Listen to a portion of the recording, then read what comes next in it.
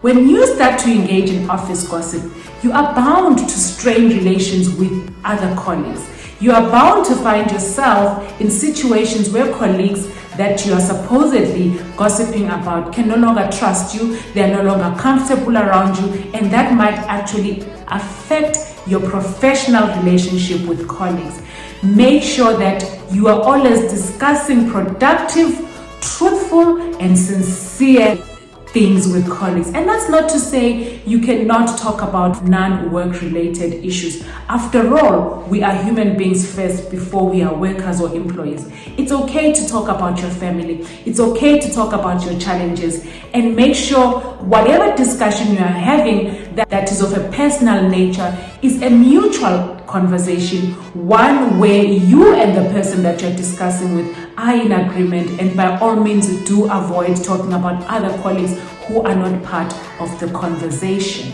The thing about gossip is that it hurts the feelings of other people.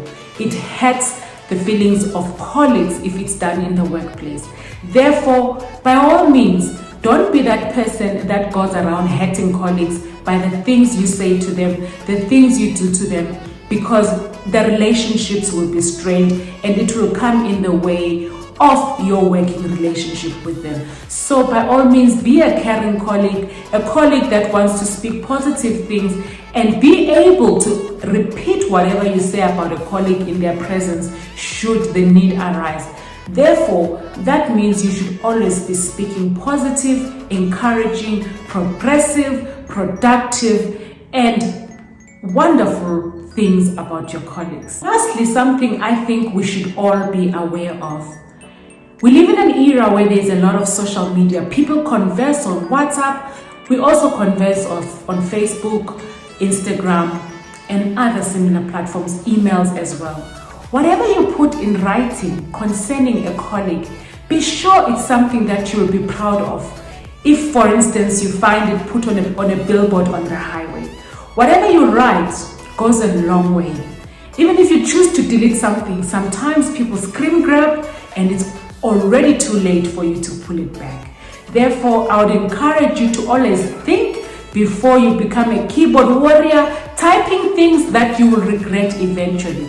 Whatever you put in writing, please think through it. Make sure when you are writing anything in the workplace, you are in a sober state of mind. You're not emotional, you're not angry, you're not frustrated.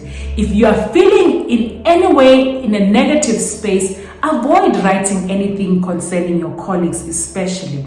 I hope this advice is helpful.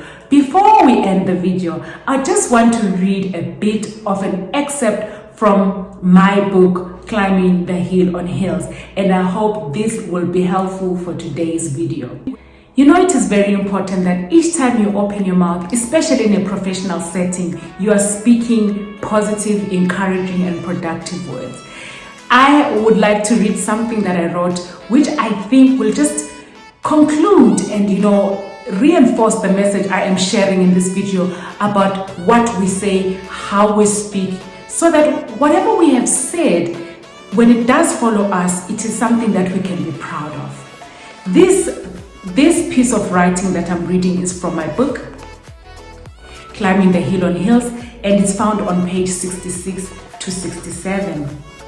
It reads as follows: unpolished behavior like throwing verbal tantrums and drama are a sign of weakness and a manifestation of mental and emotional disorder. It shows lack of class, style, and emotional intelligence. A woman must have grace in her talk and actions. Sometimes silence seals the deal and defeats mortal mouths who display lack of sophistication and grooming through their careless and thoughtless words. Well, that's it for today's video. I hope with that piece of reading, you are encouraged to make sure that whatever you speak in the office environment is something that shows sophistication, style, and professionalism. Until next time, please do stay tuned. Don't miss any of my videos, and please remember to share the video with others whom you think that will benefit from this information.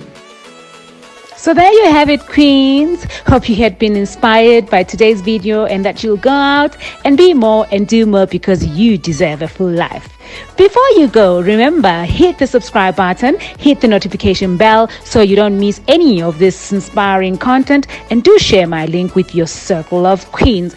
Until next time, keep inspiring.